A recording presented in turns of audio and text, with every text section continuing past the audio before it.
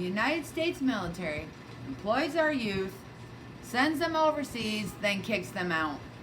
President Trump signed his Executive Order 13861, which clearly states that we are losing 20 veterans a day to suicide.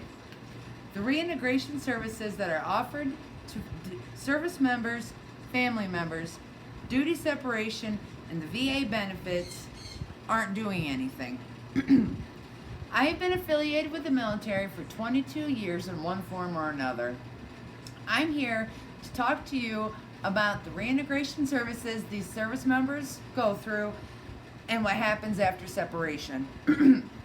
After a service member deploys, within the first 30 days of them returning, they have to attend multiple debriefings and they are given an optional mental health evaluation. The vast majority of our service members deny that mental health examination. They are in fear of repercussions from their units, their peers, and possibly the endings of their careers. But their physical examinations are mandatory. How come the physical examinations are not equal to the mental? I think both physical and mental well-being are just as important.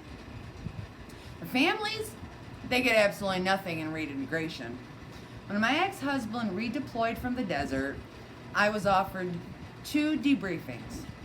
First one, they brought us in before he got home and just explained to us the dates they were returning and the homecoming events. The second one was a town hall meeting where the service members brought their spouses. At that meeting, the command made it known that if any of the spouses saw changes in their service members, to immediately report it to the first sergeant. When I started seeing changes in my husband, I went straight to the first sergeant and told him my husband's not the same. Nothing came of it. First sergeant did absolutely nothing. With the separation, that's just making matters worse. When our service members are separated from the military, either through discharge, retirement, or just simply the end of their term, they're still coping with everything they dealt with overseas. Some of them are even being discharged because of the PTSD that was given to them. They feel abandoned by the military, and some of them even feel abandoned by their families because we all know the divorce rates in the military are higher than civilian worlds. The lives of the service members are becoming turmoil.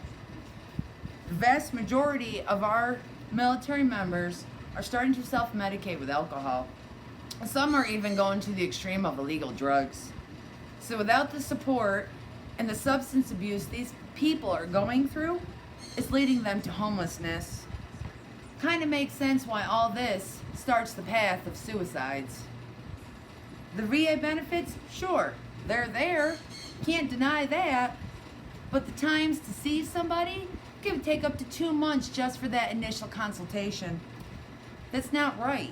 There's no proper care for these veterans because the VA is overwhelmed, understaffed, and there's a huge lack of funding. So, with the lack of service provided to these guys when they are on active duty and all the stuff they are dealing with after separation, it kind of makes sense why we are losing 20 veterans a day to suicide. Something has got to change and make this stop.